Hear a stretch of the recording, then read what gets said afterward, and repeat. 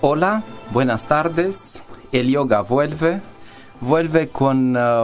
dentro de la Universidad de la República con una propuesta más amplia, con clases de yoga, con jornadas, con charlas, con la posibilidad que todas las personas que quieren acercarse de esta disciplina, quieren integrar técnicas que la sabiduría del sistema oriental yoga ofrece a toda la humanidad, la puedan hacer.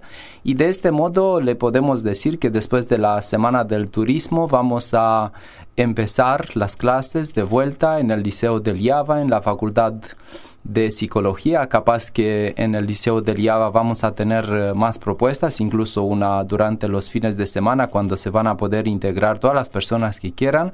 Pero lo más importante es que existe esta posibilidad que vamos a ofrecer incluso clases en hospital de clínicas para que también puedan integrarse muchas personas.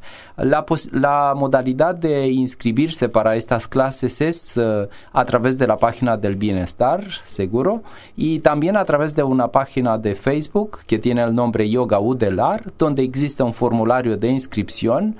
No se pone el problema de cupos por ahora, porque las clases, las salas tratamos que sean grandes para poder integrarse todas las personas, pero si de verdad se van a integrar muchas personas, esta va a nos van a poner en la situación de buscar más espacios, porque así como capaz que saben, capaz que no saben, el año pasado fue una encuesta al nivel de la universidad organizada por el Bienestar Universitario, donde las personas pudieron optar para las actividades recreativas que las quieren integrar durante el año 2015, y el yoga junto con la natación salieron en el primer lugar, y está seguro que va a implicar de parte del bienestar un enfoque especial para estas clases para poder integrarse de un modo correspondiente, porque si existe demanda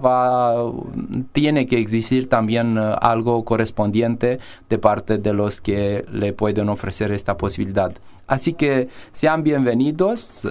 A través de estas emisiones tratamos de ofrecer algunas informaciones suplementarias, porque es como un complemento de las clases de yoga, porque no tenemos que olvidar que en el yoga, como también en la vida, porque el yoga no es diferente de la vida, un gramo de práctica vale como toneladas de teoría, e incluso vale más que toneladas de teoría. Así que aunque nosotros tratamos de presentar informaciones teóricas con respecto al sistema yoga, la experiencia directa a través de la práctica de posturas corporales, de prácticas de meditación, es la que importa más para nosotros, porque aunque incluso el conocimiento teórico nos puede transformar, el conocimiento práctico es la que de verdad realiza transformaciones en nosotros.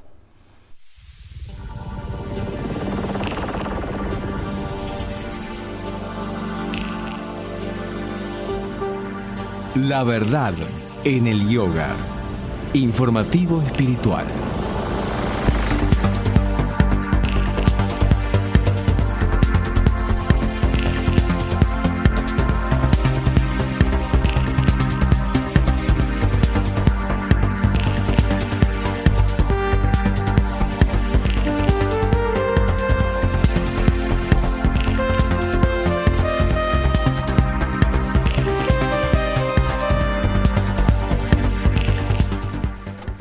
Bien, seguimos con el yoga, porque así como dijimos, el yoga es una ciencia de la vida, y como cualquier ciencia de la vida, no solamente tiene que ser practicada, también tiene que ser aprendida.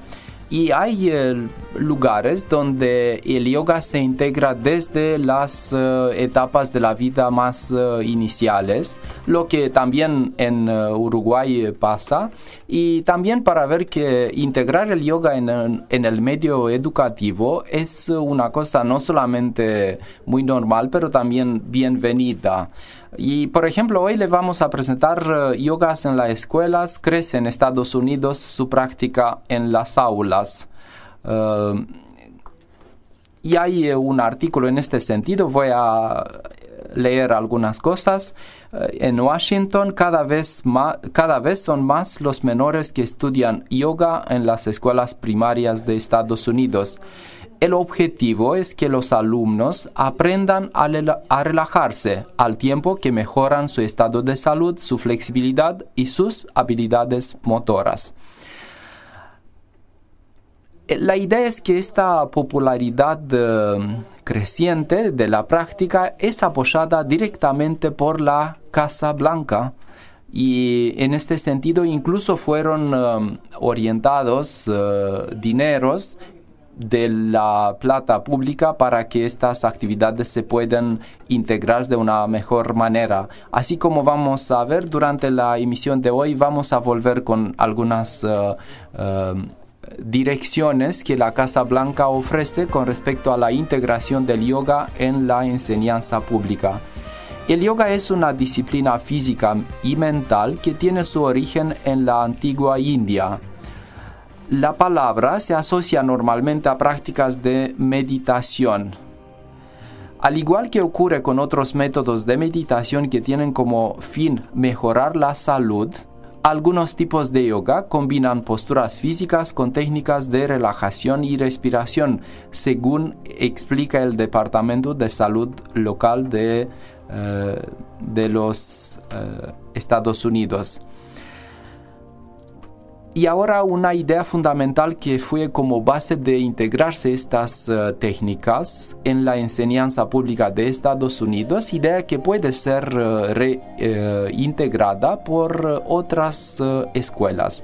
Todo el programa se basa en la idea de suplir la deficiencia patente que existe en California. Muchos colegios cuentan con muy pocos fondos y su única opción es sacar a los alumnos al patio durante la clase de gimnasia. Explican algunos profesores. Estas escuelas hacen exámenes online que los alumnos deben superar para aprobar la asignatura de educación física. Lo que ha ocurrido en el distrito escolar de Encinitas es que se ha diseñado un programa que fomenta la salud y lucha contra la obesidad infantil a través de clases que están dirigidas a aprender cómo comer de forma equilibrada, cómo hacer ejercicios y cómo reducir el estrés. Aspectos que existen en muchos lugares. Existe el problema del espacio para hacer educación física y el yoga puede ser una alternativa excepcional.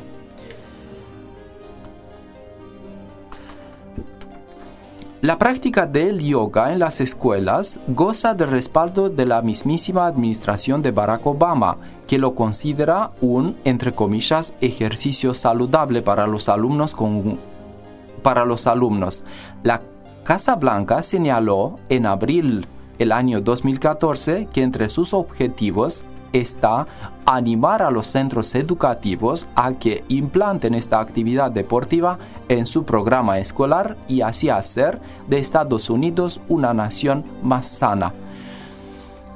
Y voy a repetir esta idea porque es muy importante que la Casa Blanca estableció como objetivo animar a los centros educativos a que implanten esta actividad deportiva, es decir, el yoga, en su programa escolar y así hacer de Estados Unidos una nación más sana.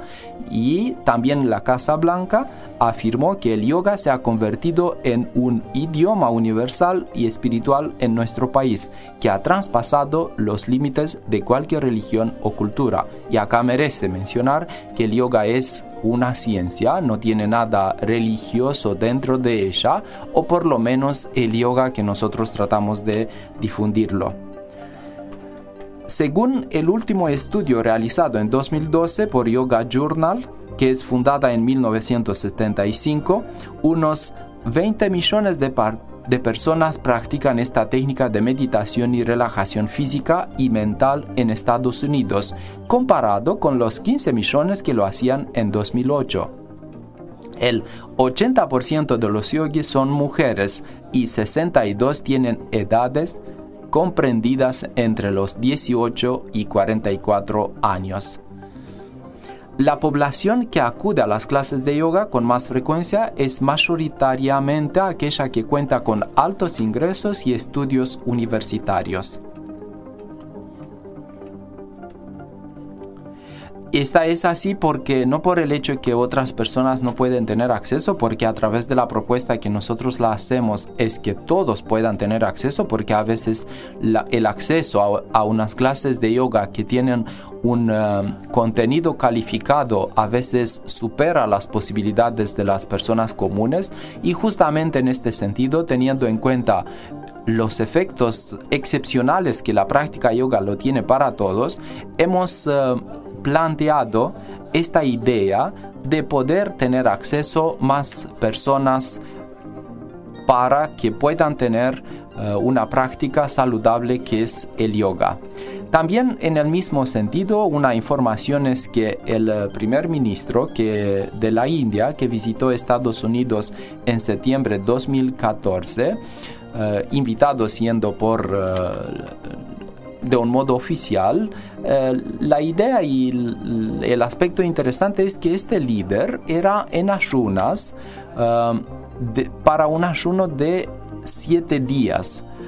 Lo que, así como afirma también los oficiales de Estados Unidos, nunca en los últimos años pasó que llegue un oficial de otro país que está en ayunas, porque normalmente ellos están invitados para discutir sirviendo algunas comidas. Y dice una noticia: el nacionalista hindú sigue estrictamente el ayuno de 9 días dictado por la festividad Navratri, una circunstancia que ha generado problemas de protocolo para el gobierno de Barack Obama, acostumbrada a organizar una cena de etiqueta para aquellos líderes a los que Estados Unidos quiere destacar como aliados cruciales. Y no solamente que él participó de este modo en ayunas, pero él tuvo una actividad muy intensa. Incluso leí en algún lugar que el presidente actual de los Estados Unidos, viendo cuánta energía tenía la persona después de 5 o 6 días en los cuales lo que comía era solo de tomar agua, Barack Obama, incluso el presidente de Estados Unidos, afirmó que va a pensar en integrar él también este tipo de práctica porque es saludable. Y al contrario de lo que piensa una persona, que si estás en ayuna no tenés energía, puede ser que tenés más energía y sos más dinámico y más focalizado en este sentido. También con la misma ocasión, la presencia del actual primer ministro de la India fue muy beneficiosa, en el sentido que él propuso que el yoga tenga un día internacional, que la vamos a avisar dentro de poco cuál fue el día, que empezando con 2015 va a ser como día oficial del yoga en todos los países del planeta. El yoga tradicional, fuente de inspiración y conocimiento.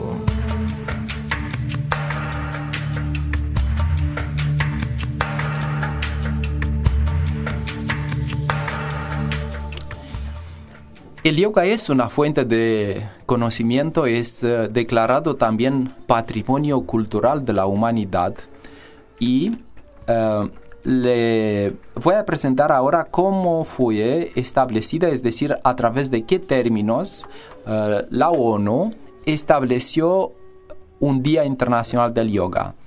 Y la Asamblea General de la ONU dice: haciendo notar la importancia de que las personas y las poblaciones adopten decisiones más saludables y modos de vida que propicien la buena salud, recalcando el hecho de que la salud mundial es un objetivo de desarrollo a largo plazo que exige una cooperación internacional más estrecha mediante el intercambio de las mejores prácticas encaminadas a la adopción de estilos de vida individuales que no excluyan excesos de ningún tipo, reconociendo que el yoga ofrece un enfoque holístico de la salud y el bienestar, reconociendo también que difundir más ampliamente la información relativa a las ventajas que entraña practicar el yoga sería beneficioso para la salud de la población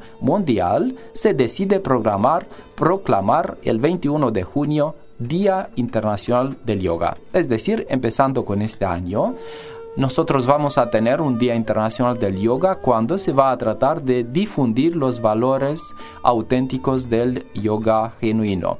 Nosotros hasta el año pasado habían varias fechas como Día Internacional del Yoga según los grupos. Era también el día de 21, pero también era el día cerca del 8 de octubre porque cerca de esta fecha nació un gran gran espíritu del planeta que es Mahatma Gandhi, sobre el cual le voy a presentar algunos de sus aforismos que son patrimonio y fuente de la espiritualidad oriental.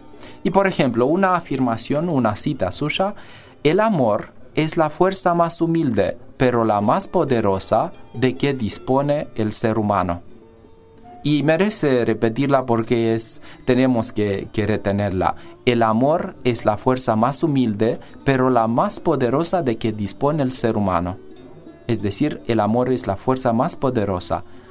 Otra cita: un país, una civilización, se puede juzgar por la forma en que trata a sus animales. Esta también indica qué relación tiene el ser humano con su naturaleza animal y la manera en la cual la puede elevar para los niveles superiores de su ser. Se puede confiar en las promesas de la gente sobre cualquier cosa, salvo si se trata de dinero. El que guarda algo que no necesita es igual a un ladrón. Es un problema de ética. No puedo enseñarles violencia dado que yo mismo no creo en ella. Solo puedo enseñarles a no inclinar sus cabezas ante nadie, aun a costa de sus vidas. También un problema de ética. La felicidad consiste en poner de acuerdo tus pensamientos, tus palabras y tus hechos.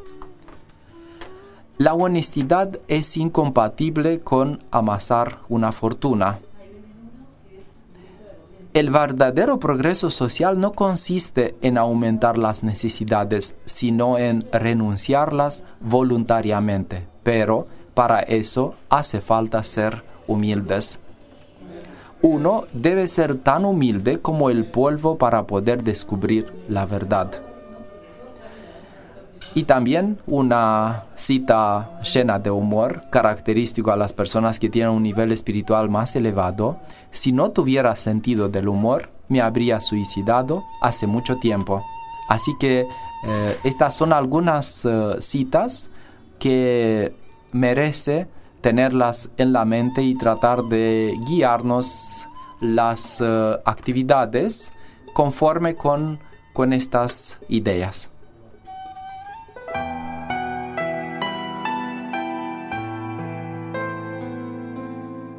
El yoga es patrimonio de la humanidad. Seguimos con la temática del programa.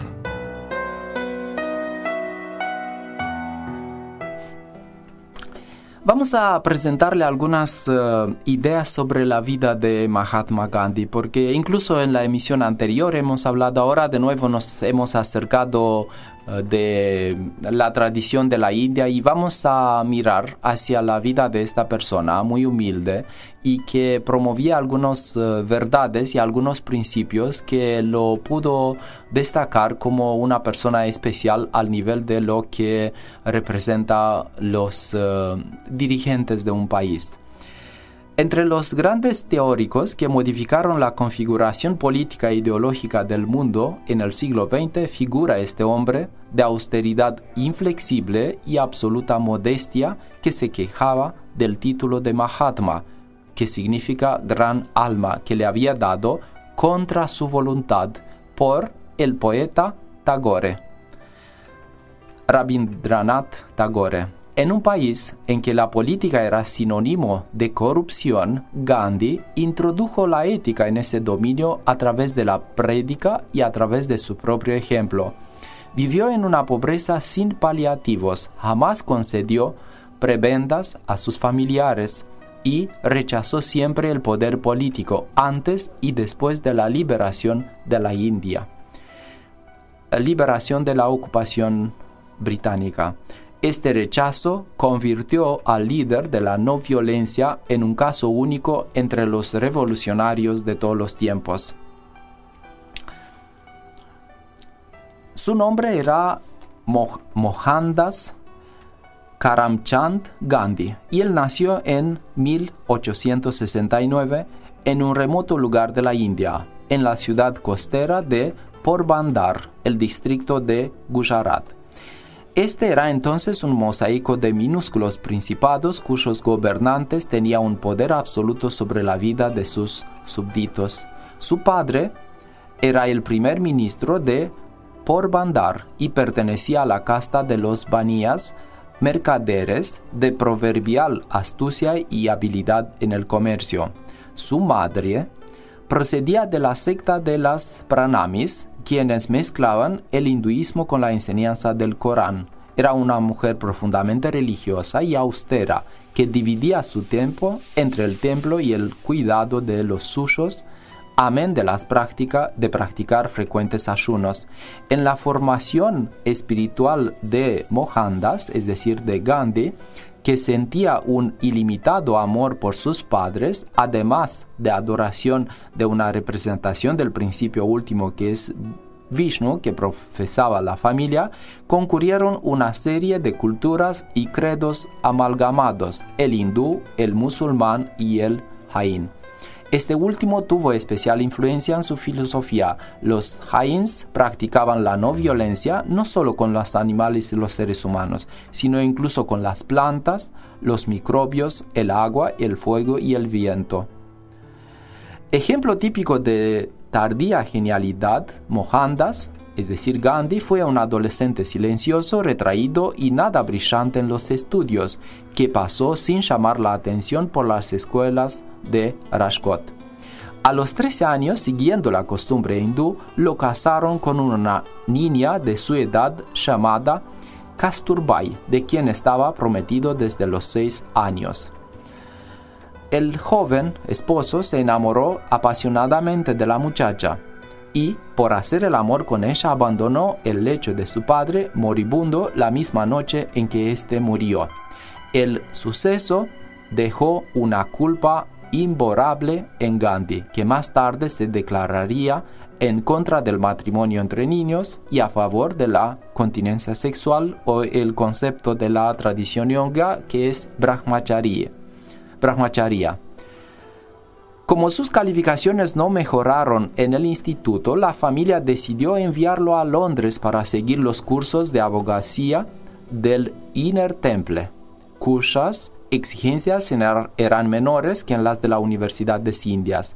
Con tanto miedo como excitación, el muchacho se embarcó en Bombay en septiembre de 1888. Tenía 19 años y acababa de ser padre por primera vez. Antes de partir, había prometido solemnemente a su madre no seguir la costumbre inglesa de comer carne, dado que su religión lo prohibía. Varias veces en su adolescencia había transgredido tal norma, impulsado por un amigo que le aconsejaba la carne para parecerse en fortaleza a los ingleses. Según vemos que Gandhi tuvo una vida casi normal al inicio de sus años, y después, a través de algunos eventos, lo hizo despertar dentro de él un aspecto que es digno de saberlo y tratar de seguirlo. En Londres vivió 3 años, entre 1888 y 1891, periodo en que se produjo uno de los hechos más determinantes de su vocación, el descubrimiento de Oriente a través del Occidente. En efecto, en la capital inglesa comenzó a frecuentar a los teósofos, quienes lo iniciaron en la lectura del primer clásico indio, el Bhagavad Gita, al que llegaría a considerar, entre comillas, el libro por excelencia para el conocimiento de la verdad. Bhagavad Gita, que sabemos que es un capítulo de la gran epopeya hindú Mahabharata. También allí entró en contacto con las enseñanzas de Cristo y durante un tiempo se sintió tan atraído por la ética cristiana que dudó entre esta y el hinduismo.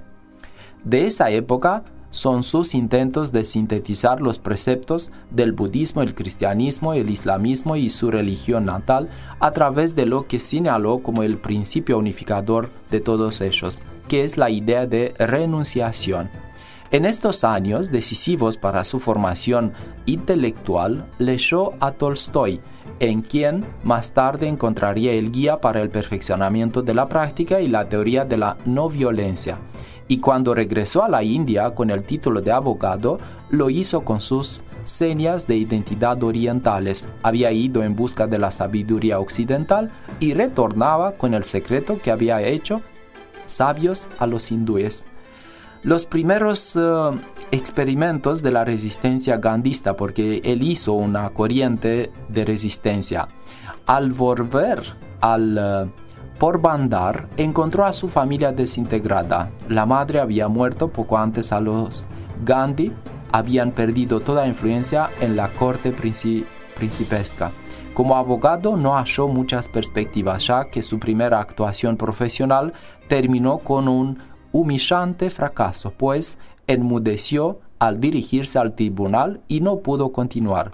Fue entonces cuando una factoría comercial musulmana le ofreció un contrato para atender un caso de la empresa en Durban y Gandhi no dejó pasar la oportunidad. Se embarcó hacia Sudáfrica en 1893. Ahora le puedo hacer una paréntesis y decirle que hay también algunas películas documentales sobre la existencia de Gandhi que pueden ser muy fácil encontrar en internet. Y muchas películas empiezan exactamente con este periodo cuando él se embarca hacia Sudáfrica, que pasaba en 1893, cuando él de hecho empieza a manifestarse como carácter que lo clasificó como uno de los más importantes dirigentes de país que la humanidad tuvo en los últimos tiempos. En el país de los antiguos colonos holandeses vivía una colonia hindú formada en su mayoría por trabajadores, a quienes los ingleses llamaban despectivamente Sami. Carecían de todo derecho, se les despreciaba y discriminaba racialmente, como pudo comprobar en carne propia el joven abogado durante algunos de sus viajes en ferrocarril. Pero la situación era más grave aún de lo que parecía. Terminado su trabajo, Gandhi estaba a punto de regresar a la India cuando se enteró de la existencia de un proyecto de ley para retirar el derecho de sufragio a los hindúes.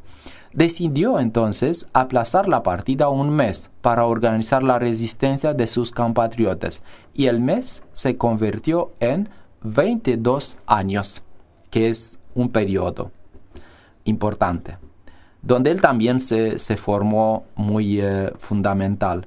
Durante esta larga etapa de su vida, su mayor preocupación fue la liberación de la comunidad india, y en ella fue dando formas a las armas de lucha que más tarde utilizaría en su país.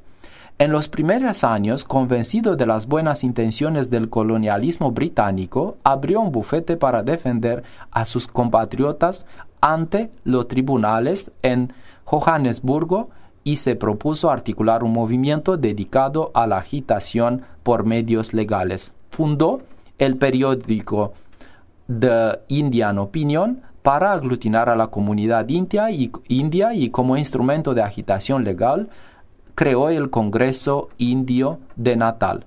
Sus simpatías anglófilas se llevaron durante la guerra contra los Boers a organizar el Cuerpo Indio de Ambulancias, acción que mereció duras críticas por parte de los nacionalistas indios. A partir de 1904, la actividad de Gandhi sufrió un cambio notable. Después de leer la crítica del capitalismo contenida en Unto the Last de John Ruskin, modificó su estilo de vida y pasó a llevar una sencilla existencia comunitaria en las afueras de Johannesburgo, donde fundó una comuna llamada Tolstoy. En esa época, bosquejó la teoría del activismo no violento, que puso en marcha por primera vez para oponerse a la ley del registro. Esta ley obligaba a todos los indios a inscribirse en un registro especial con sus huellas dactilares. Gandhi ordenó a sus compatriotas que no se inscribieran, que comerciarán en las calles sin licencia y más tarde que quemarán sus tarjetas de registro frente a la mezquita de Johannesburgo. Como muchos de sus seguidores, fue a parar a la cárcel varias veces, pero el movimiento de resistencia civil obtuvo varios éxitos parciales. En 1913, la protesta contra un impuesto considerado injusto se tradujo en una marcha a través de Transvaal hasta Natal. El año siguiente, las autoridades británicas dieron marcha atrás con dicho impuesto y autorizaron a los asiáticos a residir en Natal como trabajadores libres. Es decir, su victoria, que parecía total, Gandhi había abandonado los vestimentos europeos en señal de protesta. Partió definitivamente de Sudáfrica con su mujer y sus hijos. A largo plazo, todos los logros de la comunidad india se perdieron y las autoridades de aquel país endurecieron aún más su política racista, pero Sudáfrica había sido el banco de pruebas donde Gandhi desarrolló y comprobó las tácticas que más tarde habría de utilizar en su tierra natal. Acá merece hacer un comentario el hecho que Gandhi pudo hacer todo esto porque él tenía un carácter fuerte, él era un ejemplo en este sentido. Si él no tenía dentro de su ser esta actitud, seguro que él no podría ayudar a los demás para ganarse la libertad. Gandhi llegó a India en 1915 como un verdadero héroe, con la aureola de sus campañas en el extranjero. Las masas de Bombay le tributaron un caluroso recibimiento. El gobernador inglés acudió a saludarlo y el poeta Rabindranath Tagore le dio la bienvenida en su Universidad Libre de Santiniketan. A poco de llegar en la ciudad de Ahmedabad, fundó una comunidad casi monástica en la que estaban prohibidas las vestimentas extranjeras, las comidas con especias y la propiedad privada. Sus miembros se dedicaban únicamente a dos trabajos materiales: la agricultura para obtener el sustento y el tejido a mano para procurarse el abrigo. Aquí dio comienzo a una lucha que Gandhi habría de sostener durante toda su vida, la batalla contra las lacras del hinduismo y a favor de los intocables. El primer paso fue admitirlos como miembros de la comunidad. Seguro que de este cuento nosotros no tenemos que entender que se debe integrar de un modo ad literam por alguien, pero son principios que tienen que integrarse adaptados a la situación actual. En esos primeros años, Gandhi abandonó toda agitación política a fin de apoyar los esfuerzos bélicos de Gran Bretaña en la Primera Guerra Mundial, llegando incluso al reclutamiento de soldados para el ejército inglés.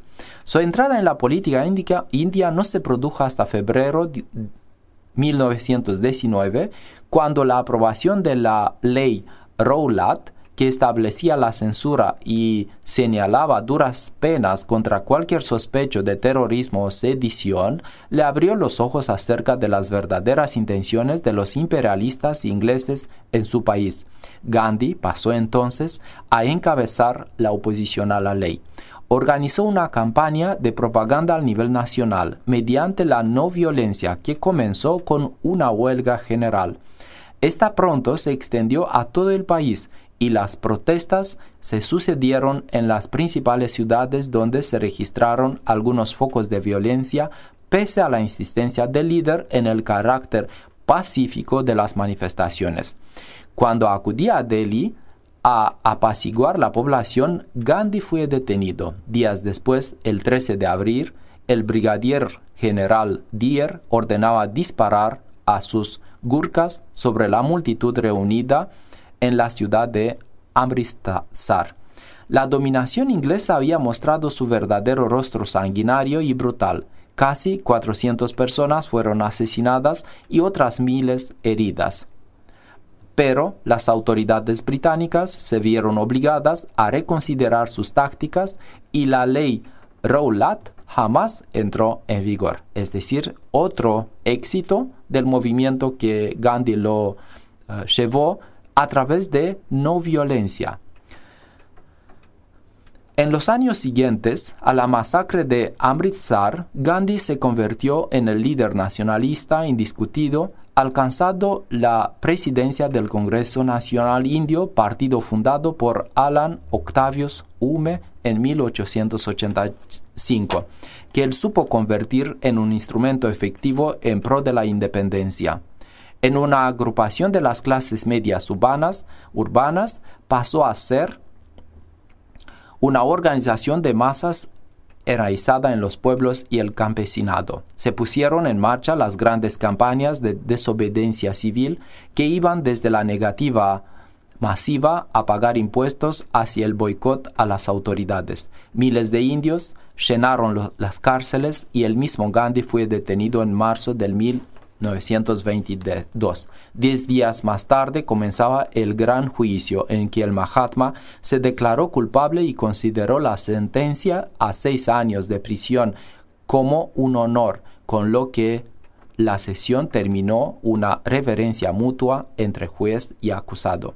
Cuando salió de la cárcel, un apendicitis hizo que las autoridades coloniales lo liberaran en 1922. Encontró que el panorama político se había modificado en su ausencia. El partido de Congreso se había dividido en 2 facciones y la unidad entre hindúes y musulmanes, conseguida con el movimiento de desobediencia civil, había desaparecido. Gandhi, entonces, decidió retirarse de la política para vivir como una anacoreta, en absoluta pobreza y buscando el silencio como fuerza regenerativa. Retirado en su ashram, se convirtió en esos años en el jefe espiritual de la India, en el dirigente religioso de fama internacional que muchos occidentales, en busca de la paz espiritual, trataban como un gurú. Su retiro finalizó de manera brusca en 1927 cuando el gobierno británico nombró una comisión encargada de la reforma de la Constitución en la que no participaba ningún nativo. A la cabeza de la lucha política, Gandhi consiguió que todos los partidos del país hicieran el boicot a dicha comisión, pero después de la huelga de Bardoli, en apoyo a la negativa a pagar impuestos, terminaba en un éxito total. La victoria del movimiento animó al Congreso a declarar la independencia de la India el 26 de enero de 1930 y se encargó al Mahatma la dirección de la campaña de no violencia para llevar a la práctica la resolución. Este eligió como objetivo de la misma el monopolio de la sal que afectaba particularmente a los pobres y partió de Sabartami el 12 de marzo con 79 voluntarios con rumbo a Nandi, población costera distante 385 kilómetros. El pequeño movimiento se extendió como las olas de un estanque hasta alcanzar toda la India. Los campesinos sembraban de ramas verdes los caminos por donde pasaría ese hombre pequeño y semidesnudo, con un bastón de bambú, camino del mar y al frente de un enorme ejército pacífico. El día del aniversario de la masacre de Amritsar, Gandhi llegó a las orillas del mar y cogió un puñado de sal. Desde ese momento la desobediencia civil fue imparable. Diputados y funcionarios locales dimitieron, los prohombres locales abandonaron sus puestos, los soldados del ejército indio se negaron a disparar sobre los manifestantes, las mujeres se adhirieron al movimiento mientras los seguidores de Gandhi invadían pacíficamente las fábricas de sal. La campaña terminó con un pacto de compromiso entre Gandhi y el virrey de Su Majestad Británica, en virtud del cual se legalizaba la producción del sal y se liberaban los cerca de 100,000 presos detenidos durante las movilizaciones. Por otra parte, Gandhi era enviado a Londres para participar en la conferencia que discutía los pasos a seguir para establecer un gobierno constitucional en la India. La presencia de Mahatma en Inglaterra, al margen de la gran acogida popular que le dispensaron los barrios londinenses, no supuso resultados favorables para la causa, y al regresar a su país se encontró con que Nehru y otros líderes del Congreso se hallaban una vez más en prisión. Varias veces en su vida, Gandhi recurrió a los ayunos como medio de presión contra el poder, como forma de lucha espectacular y dramática para detener la violencia o llamar la atención de las masas. La falta de humanidad del sistema de castas, que condenaba a los parias a la absoluta indigencia y ostracismo, hizo que Gandhi convirtiera la abolición de la intocabilidad en una meta fundamental de sus esfuerzos. Y desde la prisión de Irvada, donde había sido confinado nuevamente, realizó un ayuno hasta la muerte, entre comillas, en contra de la celebración de elecciones separadas de hindúes y parías.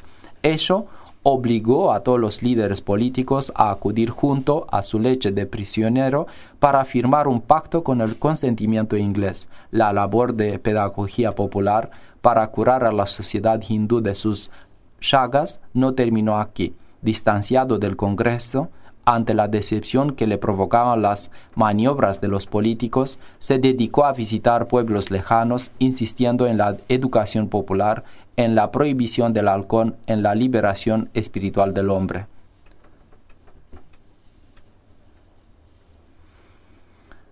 Gandhi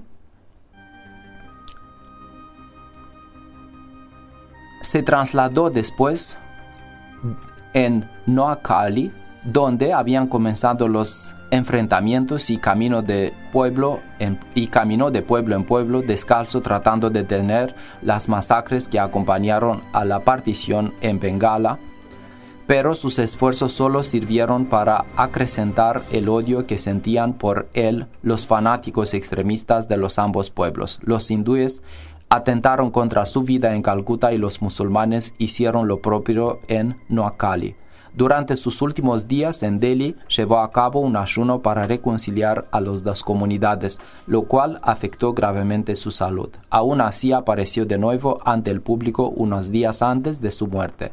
El 30 de enero de 1948, cuando al anochecer se dirigía a la plegaria comunitaria, fue alcanzado por las balas de un joven hindú. Tal como lo había predicho a su nieta, murió como un verdadero Mahatma, con la palabra del Dios, es decir, del principio último en sus labios. Y como dijo Einstein, entre comillas, quizá las generaciones venideras duden alguna vez de que un hombre semejante fuese una realidad de carne y hueso en este mundo.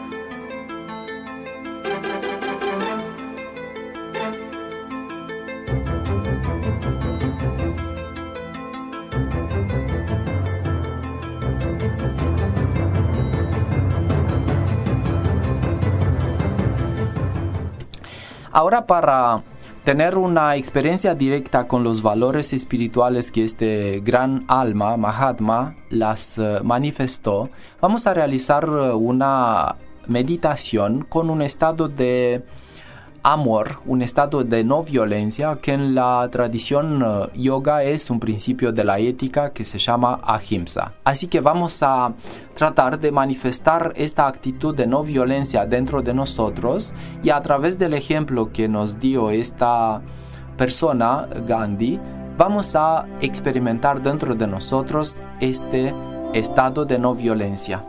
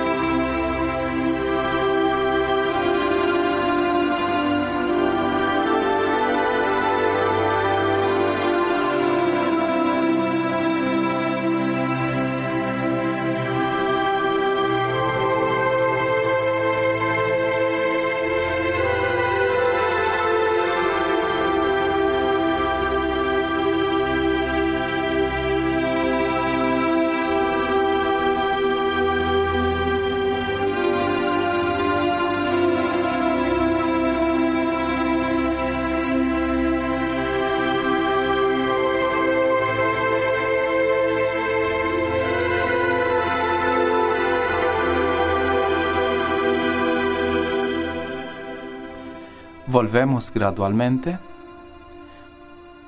Tratamos de percibir las energías, tratamos de sentir nuestra alma en comunión con la manifestación de las energías de este principio, que es la no violencia, principio que fue manifestado de un modo excepcional por el que fue Mahatma Gandhi, y también un Mahatma, es decir, un gran alma, se puede encontrar en casi todas las partes del mundo, y los dejo a ustedes adivinar quién podría ser el Mahatma o el gran alma de esta parte del mundo.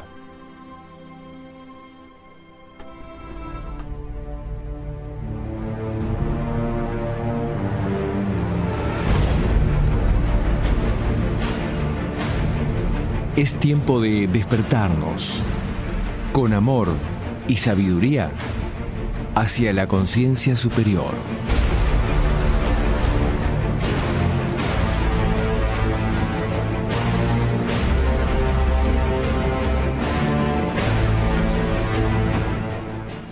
Vamos a presentarle ahora un cuento cortito sobre la sabiduría oriental.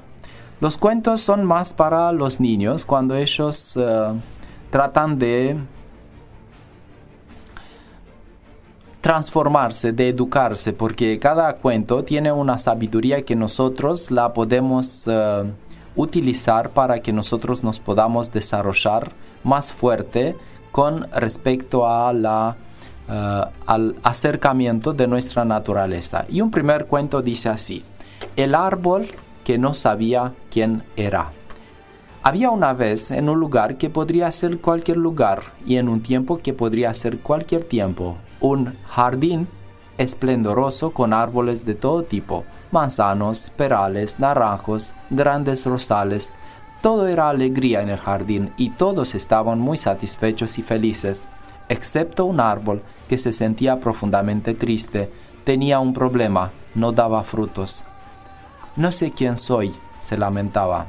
Te falta concentración, le decía el manzano. Si realmente lo intentas, podrás dar unas manzanas buenísimas. ¿Ves qué fácil es? Mira mis ramas. No le escuches, exigía el rosal. Es más fácil dar rosas. Mira qué bonitas son. Desesperado, el árbol intentaba todo lo que le sugerían, pero como no conseguía ser como los demás, cada vez se sentía más frustrado. Un día llegó hasta el jardín un búho, la más sabia de las aves. Al ver la desesperación del árbol, exclamó: «No te preocupes, tu problema no es tan grave. Tu problema es el mismo que el de muchísimos seres sobre la tierra.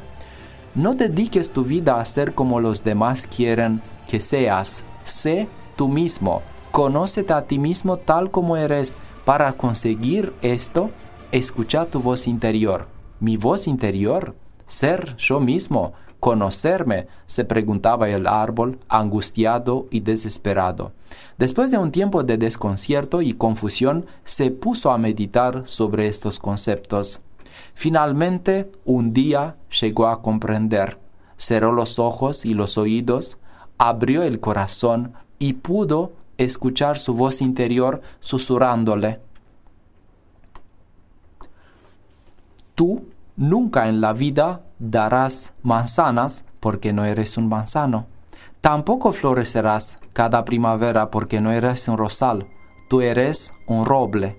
Tu destino es crecer grande y majestuoso, dar nido a las aves, sombra a los viajeros y belleza al paisaje. Esto es quien eres. Sé quién eres. Sé quién eres». Poco a poco el árbol se fue sintiendo cada vez más fuerte y seguro de sí mismo. Se dispuso a hacer lo que en el fondo era. Pronto ocupó su espacio y fue admirado y respetado por todos. Solo entonces el jardín fue completamente feliz, cada cual celebrándose a sí mismo.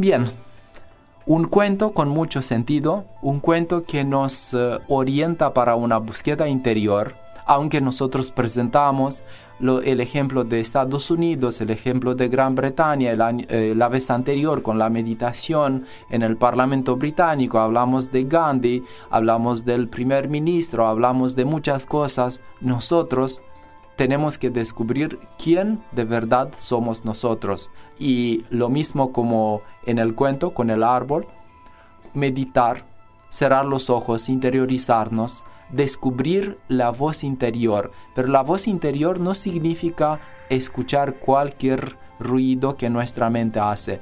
La voz interior se puede escuchar a través de una profunda introspección, descubrir quién de verdad somos nosotros y tratar de tener esta certeza con respecto a nuestra naturaleza y al mensaje que nuestra identidad, nuestra alma nos da en cada momento cuando nosotros estamos en armonía. Yo considero que es un mensaje importante, que es un cuento que tenemos que tenerlo así como algo fundamental en nuestra viaje por la vida, que uno nos dice que no damos manzanas, otros que no damos flores, pero capaz que nosotros somos un roble. Pero tenemos que descubrirlo. El hecho que somos es real, pero importa que nosotros lo descubramos a través de un conocimiento directo de nosotros mismos. Y en este sentido, naturalmente, lo que le puedo decir que el yoga es un camino. El yoga es un camino corto, es un camino eficiente que nos permite descubrir quién somos nosotros de verdad. Y el conocimiento es personal. No podemos copiarlo de los demás y por este motivo considero que en cualquier proceso de educación el primer paso tiene que ser orientado hacia un conocimiento interno a través de conocer lo que es fuera de nosotros. Así que nosotros los invitamos que nos escriban a la página, a la dirección de correo udelar@yogauy.net o entrar en la página de Facebook Yoga Udelar y a través de estas, o Yoga Udelar con Y, y a través de estos medios de comunicación que se conecten con nosotros, que traten de estar al día con las clases y con las actividades yoga que las hacemos de un modo gratuito, de un modo voluntario también, para todas las personas que quieren acercarse, que lo hagan y de este modo van a ver que lo que le decimos es real. Muchas gracias.